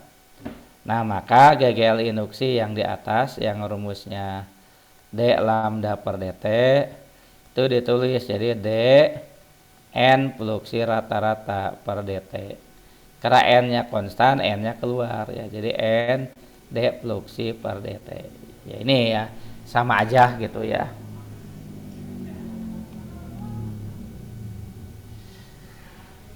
Berikutnya rasio tegangan yang melalui transformator ya, dari persamaan ya fluksi rata-rata itu 1 per n primer integral ya p primer fungsi t ya. Nah, maksudnya dari persamaan 217 induksi itu n d flux per dt gitu ya. Nah, dari situ ya dari induksi adalah n d fluksi rata-rata per dt. Ini mah lebih ke permainan matematik ya. Nah, jadi nanti dapat dari sini ya d fluksi rata-rata adalah 1 per n dikali induksi dt gitu, induksi dt. Nah, jadi nanti kalau misalnya ingin mencari fluksinya itu d-nya kan hilang ya. Jadi kita kasih integral. Jadi integral d fluksi rata-rata adalah ya 1 per n integral induksi dt. Nah, yang namanya integral d fluksi rata-rata hasilnya fluksi rata-rata ya. Kalau kita ambil belitannya primer, maka n-nya kita ganti n primer, induksinya kita tulis sebagai tegangan primer. Nah, di mana ya untuk bagian primer itu ya, di sisi primer fluksi rata-rata primer adalah fluksi bersama mutual tambah ya fluksi bocor primer ya. Jadi ini fluksi bersama. Bersama itu ada di primer dan sekunder. Ini adalah fluksi bocor ya, L2 leakage ya. Fluksi leakage ya. Fluksi bocor primer. Jadi fluksi rata-rata itu yang rumusnya di 218 ya. Nah, itu sama dengan fluksi mutual plus bocor primer ya. Nah, itu sudah tadi. Nah, dengan cara yang sama maka fluksi rata-rata sekunder adalah fluksi mutual plus fluksi bocor sekunder. Nah, ini ya kalau kita gambarkan. Jadi fluksi itu ya yang gambar putus-putus. Nah, ini yang utama, ini yang disebut fluksi mutual. Fluksi bersama ya mengalir di sekunder, mengalir juga di primer ya. Nah, tetapi ada fluksi yang hanya di primer saja. Ini namanya bocor primer. Sedangkan ini fluksi bocor sekunder ya. Fluksi bocor primer dan fluksi bocor sekunder.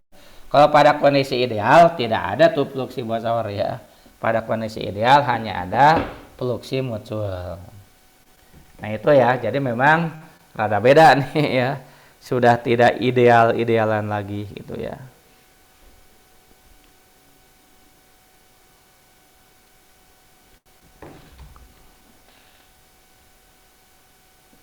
Hukum Faraday untuk rangkaian primer dapat dinyatakan sebagai ya tegangan primer N primer kali ya defluksi rata-rata primer per dt. Nah, karena tadi ya ini ada dua ya, bahwa fluksi rata-rata primer adalah fluksi mutual plus fluksi bocor primer ya, maka ini ada fluksi mutual dan fluksi bocor primer ya. Dengan cara yang sama di sekunder juga seperti itu ya nanti ya.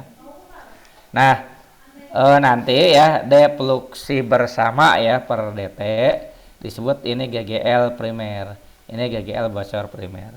Dengan cara yang sama ya untuk sekunder seperti itu ya. Nah kita hanya akan melihat tegangan primer akibat fluksi bersama saja ya. EP fungsi dari T ya, NP defluksi bersama per dt ya. Kemana?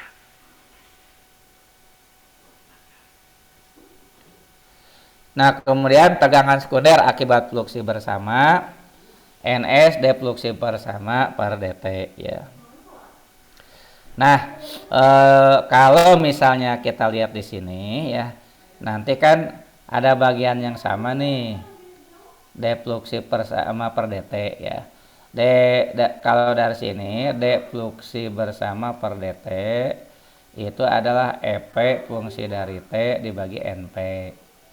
Kalau yang ini ya, yang ini, nah defluksi bersama per dt-nya adalah ES fungsi dari T bagi NS.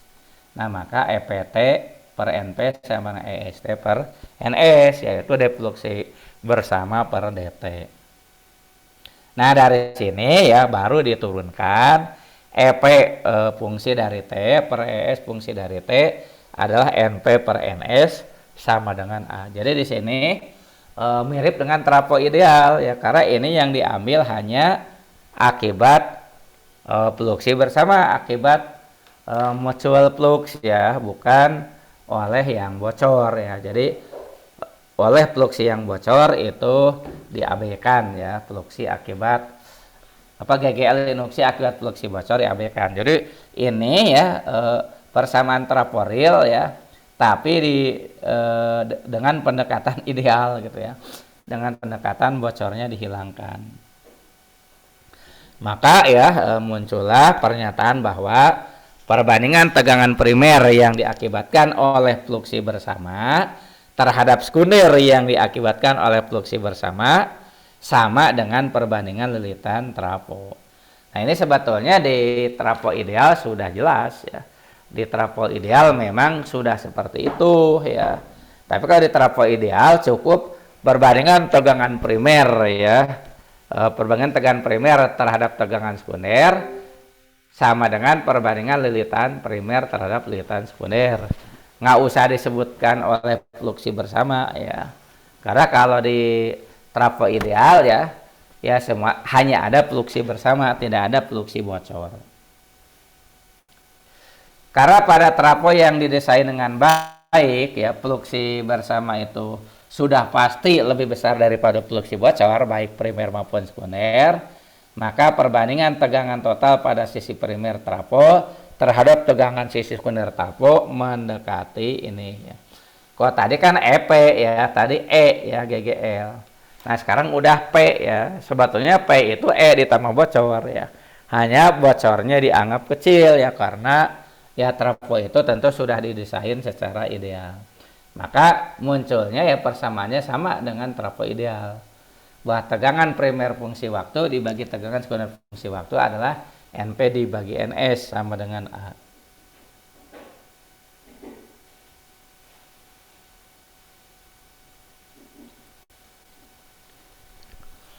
Kemudian arus magnetisasi pada trafo real.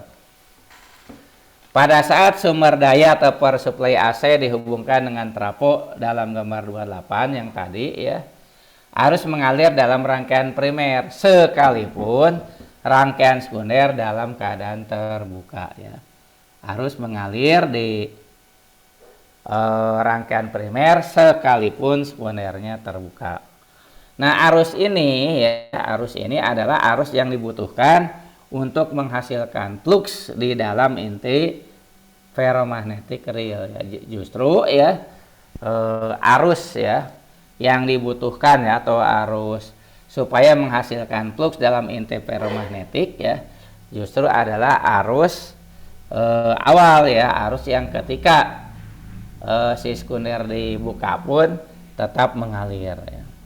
Nah, di mana arus ini terdiri dari dua komponen ya.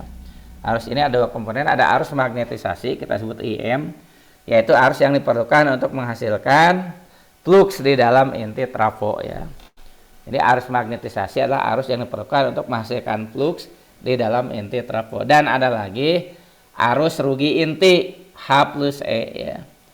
Jadi kalau tadi arus magnetisasi, ya sederhananya magnetisasi bertujuan menghasilkan magnet gitu ya. Ya, dalam hal ini medan magnet atau flux magnet. Lalu ada arus rugi inti, namanya I ya, arus ya. H plus E, H itu histeresis ya, dan E itu eddy current ya. Nah, jadi ada arus yang diakibatkan oleh karakteristik histeresis seperti tadi ya, dan oleh arus pusar atau eddy current.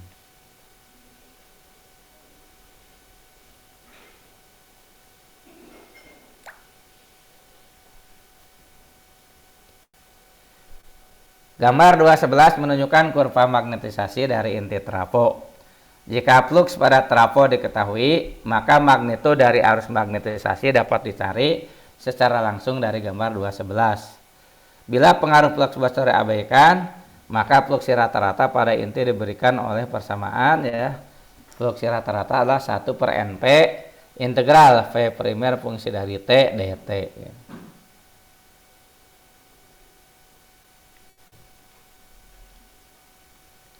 Nah, lalu tegangan primer ya dibalik ya, tegangan primer Pm cos omega T ya.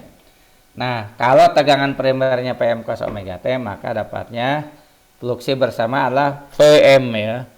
Vm per omega Np dikali sin omega T ya. Jika nilai arus yang diperlukan untuk menghasilkan flux di dalam gambar 211A dibandingkan dengan flux dalam inti pada waktu yang berbeda, adalah memungkinkan untuk membentuk sketsa arus magnetisasi pada belitan inti. Sketsa ini ditunjukkan pada gambar 211B. Sebentar. Nah, ini ya. Kurva magnetisasi inti trafo ya, ini yang tadi ya, tapi baru satu ini ya, belum mundur. Udah ke sini, nanti dia ke sini. Kemudian ke sini. Ini kurva magnetisasi trafo. Yang B, arus magnetisasi ya, arus magnetisasi yang diakibatkan oleh flux pada inti trafo ya. Nah, ini arus magnetisasi.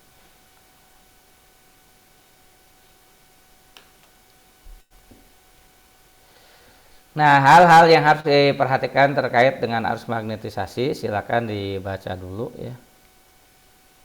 Diperhatikan. Ini adalah arus magnetisasi ya. Jadi arus yang akan ditarik dari sumber oleh trafo sekalipun tidak ada beban ya. Jadi tidak ada beban sekalipun di sisi sekunder, trafo tetap akan menarik arus. Nah, arus yang ditarik ini adalah arus magnetisasi.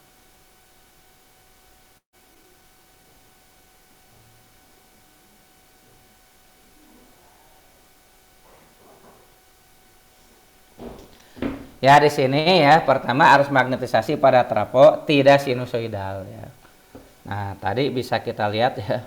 Kita balik lagi. Nah, di sini ya maksudnya tidak sinusoidal murni ya. Jadi tidak mulus sinusoidalnya ya. Tapi banyak mengandung harmonisa. Jadi arus magnetisasi pada trafo tidak sinusoidal. Komponen frekuensi tinggi pada arus magnetisasi diakibatkan oleh saturasi atau kejenuhan magnetik dalam inti trafo ya. Nah, sehingga nanti ya timbul yang namanya harmonik atau harmonisa.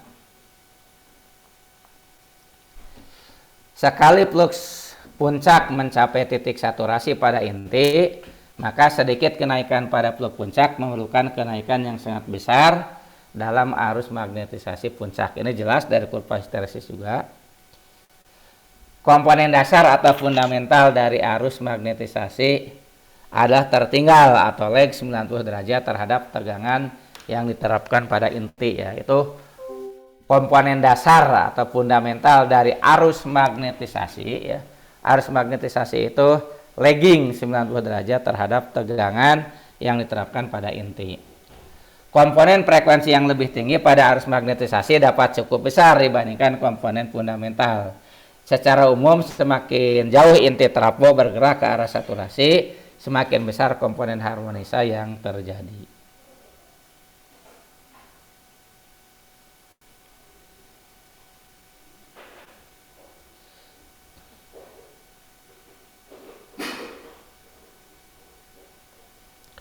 Komponen lain dari arus tanpa beban ya selain tadi ya arus magnetisasi ya kan tadi arus tanpa beban itu tidak hanya arus magnetisasi, ada juga arus eddy dan arus histeresis ya. Adalah arus yang dibutuhkan untuk mencatu daya rugi-rugi histeresis dan arus pusar pada inti. Arus ini adalah arus rugi inti ya, histeresis plus eddy current ini.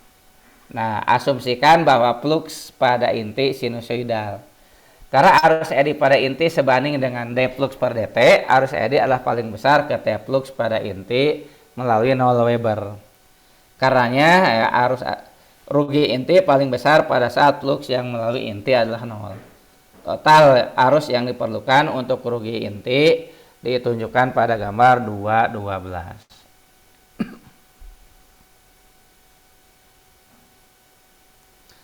Hal-hal yang diperhatikan terkait arus rugi inti ya. Kalau tadi kan arus magnetisasi. Yang pertama, arus rugi inti tidak linear ya, karena efek non linear dari histeresis ya. Jadi arus rugi inti tidak linear. Kenapa tidak linear? Karena efek non linear dari histeresis. Yang kedua, komponen fundamental arus rugi inti sepase dengan tegangan yang diterapkan pada inti ya. Komponen fundamental arus rugi inti sepase dengan tegangan yang diterapkan pada inti. Total arus tanpa beban pada inti disebut arus eksitasi transformator. Arus eksitasi transformator merupakan penjumlahan dari arus magnetisasi dan arus rugi pada inti.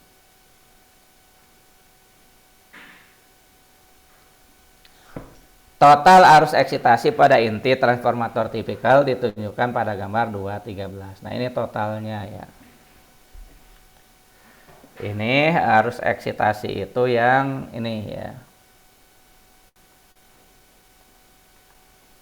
Nah, arus eksitasi terlihat bentuknya ya mengalami distorsi ya. Jadi tidak lagi sinusoidal.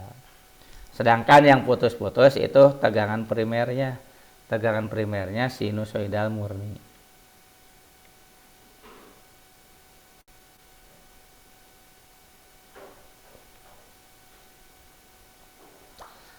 Rasio arus pada trafo dan aturan dot ya. Aturan dot sebetulnya tadi juga sudah pernah ya. Untuk aturan dot ini, arus yang mengalir menuju ujung bertanda dot atau titik dari suatu belitan menghasilkan gaya gerak magnetik F yang positif. Sedangkan arus yang mengalir menuju ujung belitan yang tidak bertanda dot menghasilkan gaya gerak magnetik negatif. Jadi kalau di sini arus yang mengalir menuju ujung bertanda dot itu GGM-nya positif, dan yang meninggalkan ya atau yang menuju ujung belitan yang tidak bertanda dot itu disebut gaya gerak magnetiknya negatif.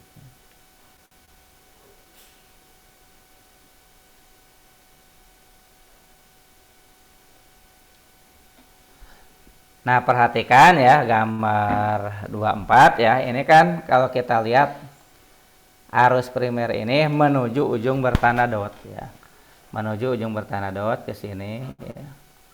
Dengan menggunakan aturan tangan kanan nanti ini kan ada flux ya. Ya fluksi bersama ya. Ya dan seterusnya ya.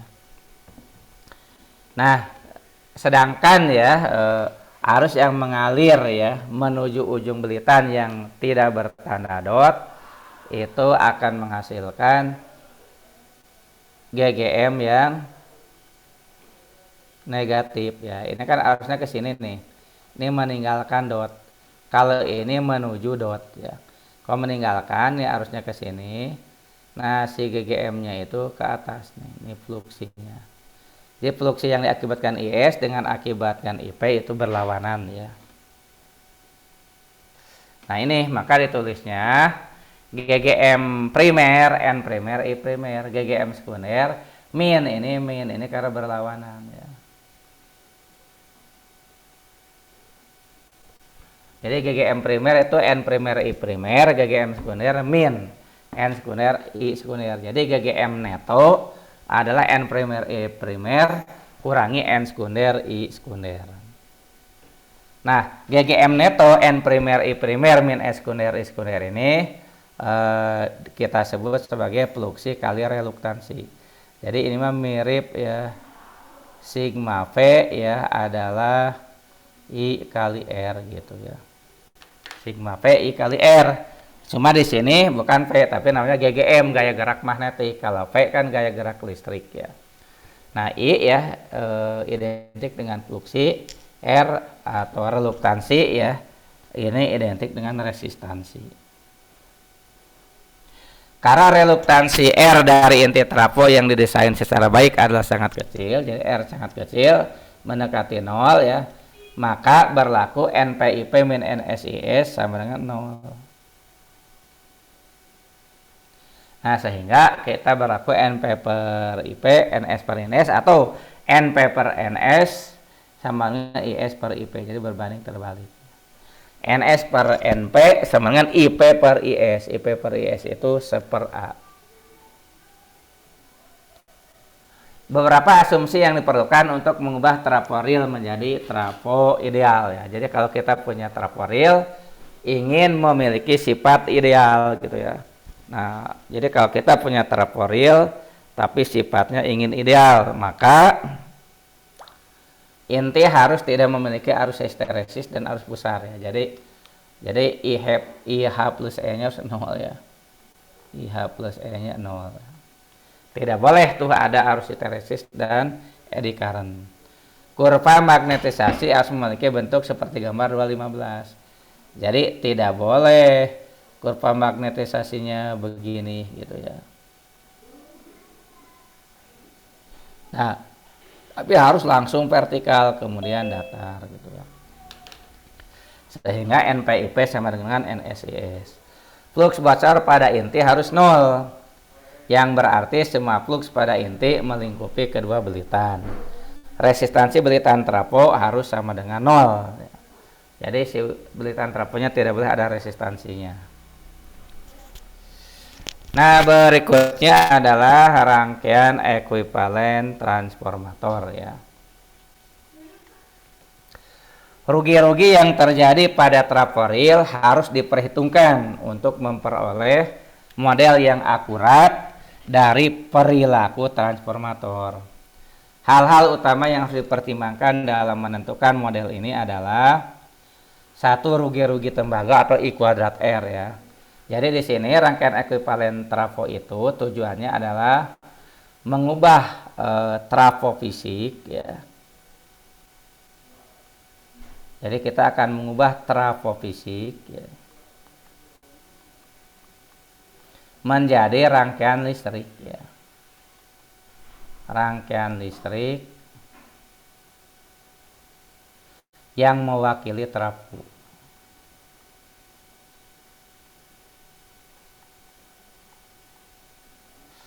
Nah, itu namanya rangkaian ekuivalen trafo ya. Nah, meskipun ya si trafo fisik ini sudah kita ubah menjadi berbentuk rangkaian listrik yang mewakili trafo ya, tetapi sifat-sifatnya harus sama ya. Sifat-sifatnya harus tidak berubah ya. Nah, oleh karena itu ada beberapa hal yang harus diperhatikan. Pertama, rugi tembaga itu harus dipertimbangkan ya. Jadi harus dipertimbangkan bahwa pada trafo itu ada rugi tembaga baik di primer maupun sekunder yang nilainya berbanding lurus dengan kuadrat arus yang mengalir pada belitan. Yang kedua, bahwa pada trafo itu ada rugi arus pusar atau eddy current. Ini pun harus diperhitungkan ke dalam rangkaian. Berikutnya ada rugi-rugi histeresis. Adalah rugi yang berhubungan dengan penyusunan ulang domain magnetik pada inti selama setengah siklus. Rugi ini sifatnya kompleks dan merupakan fungsi linear dari tegangan yang diterapkan pada trafo.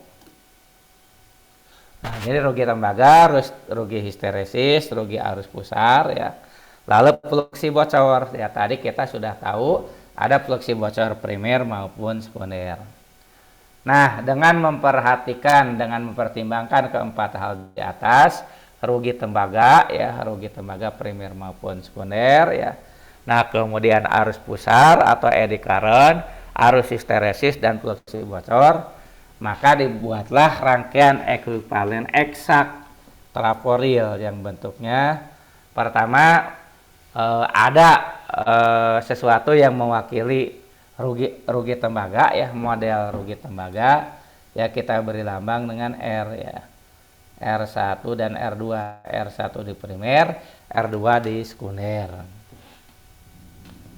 ya, atau ya boleh juga ya, atau di sini ya RP dan RS.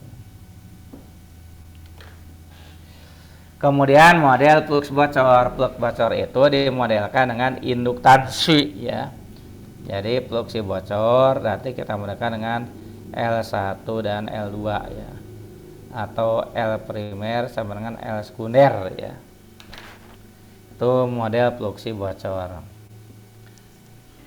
Ya, di mana fluksi bocor itu adalah LP itu NP kuadrat kali permeansi, LS NS kuadrat kali permeansi. Lalu model pengaruh eksitasi inti ya. Eksitasi inti itu ingat ya, tadi arus eksitasi adalah arus magnetisasi plus arus histeresis plus eddy current.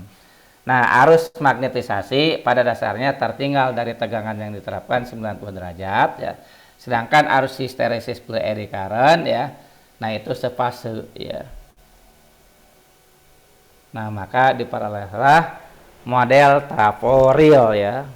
Ini adalah model rangkaian ekuivalen dari trafo real, bentuknya seperti ini.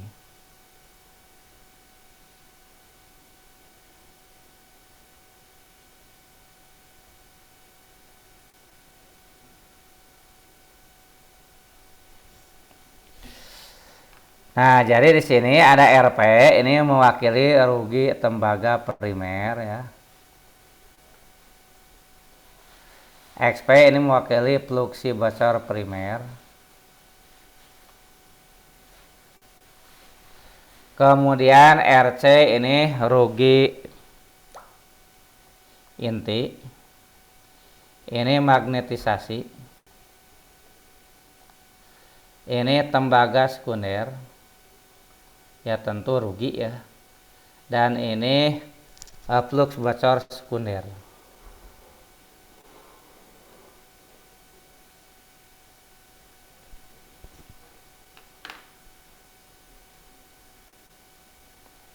Nah, itu rangkaian ekuivalen ya, real ya, rangkaian ekuivalen real, model trafo real. Jadi semua hal yang menyangkut trafo real sudah dipertimbangkan di sini ya. Nah, selanjutnya untuk keperluan analisis rangkaian praktis yang mengandung trafo, biasanya rangkaian ini diubah menjadi rangkaian ekuivalen yang dilihat pada satu level tegangan. Yaitu mirip dengan yang tadi ya, ketika kita membahas contoh soal penyisipan dua trafo ya. Jadi ini kan rangkaian ekuivalen ini ada dua bagian ya. Ini ada dilihat dari sisi primer. Nah, ini ada dilihat dari sisi sekunder. Untuk memudahkan dari sisi analisis kita satuin ya. kita satuin, bisa sekunder yang dibawa ke primer atau sebaliknya primer yang dibawa ke sekunder ya, harus ada yang mengalah gitu ya. Nah, dalam hal ini ya gambar rangkaian ini menunjukkan hal tersebut ya. Jadi gambar A ini model trafo dibawa ke sisi primer. Ini dilihat dari sisi primer. Jadi primernya tetap nih ya, primernya tetap. Tapi kalau kita lihat si sekundernya udah ditransformasi, ada kuadratnya, ada kuadrat, ada A, ini ada A. Kok ini sebaliknya ya. Sebaliknya yang ini primernya yang ditransformasi ya.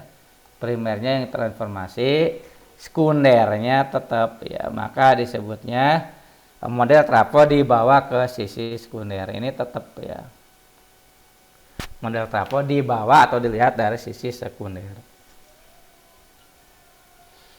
Nah, kemudian ya, karena ini pun masih boleh dikatakan rumit ya. Nah, misalnya kita lihat yang A gitu ya. Nah, ternyata ya secara praktis kalau ini dipindah ke sini, sehingga yang primer dengan sekunder seri itu tidak berpengaruh secara signifikan, maka dibuatlah rangkaian ekuivalen. Nah, rangkaian ekuivalen itu bentuknya seperti ini. Kalau dilihat dari sisi primer ya, jadi ini digabung nih semua ya. Nah, sisi cabang itu dipindah ke kiri ya. Nah, yang ini yang A dilihat dari sisi primer, sedangkan B ini dilihat dari sisi sekunder. Ini disebutnya dibawa ke primer. Seperti contoh kasus yang tadi generator dan beban. Ini dibawa ke sekunder. Nah, kemudian ya kalau ingin lebih disederhanakan lagi, ini ada gambar 218 tanpa cabang eksitasi, tapi ini tidak kita gunakan ya. Jadi ini lebih disederhanakan lagi tanpa cabang eksitasi ya. Nah, sepertinya ya untuk menentukan nilai-nilai tadi ya. Jadi ini rangkaian ekuivalennya sudah tamat. Nah, nanti ada percobaan, ada eksperimen gimana mencari RC, mencari XM, mencari R ekuivalen primer, X ekuivalen primer, atau R ekuivalen sekunder, X ekuivalen sekunder. Itu nanti ada yang namanya percobaan rangkaian terbuka dan hubung singkat. Dan insya Allah untuk itu akan kita bahasnya di pertemuan minggu depan ya. Jadi untuk pertemuan hari ini kita cukup sampai rangkaian ekuivalen saja ya, karena nanggung ya, nggak akan beres juga ya kalau kita terusin ya. Nah, jadi untuk sementara ya, untuk perkuliahan pada kesempatan sore hari ini kita cukupkan sekian dulu.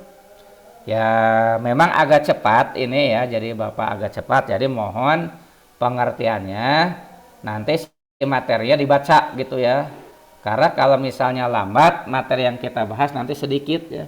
Karena materi kita itu banyak, trafo, mesin generator DC, motor DC, generator AC, motor AC, itu banyak banget gitu ya. Sementara SKS-nya terbatas. Nah, jadi harus kita percepat ya. Jadi membahasnya lebih cepat. Jadi agar lebih paham, tolong dibaca secara mandiri materinya. Itu saja, semoga apa yang kita pelajari bisa bermanfaat. Terima kasih atas perhatiannya. Salam untuk seluruh anggota keluarga di rumah.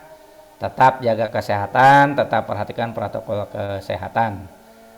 Dan juga ya tetap semangat untuk belajar meskipun harus secara daring. Itu saja. Terima kasih ya atas perhatian semuanya. Billahi taufiq wal hidayah. Wassalamualaikum warahmatullahi wabarakatuh. Waalaikumsalam. Waalaikumsalam warahmatullahi wabarakatuh. Terima kasih, Pak. Ya, sama-sama. Sama.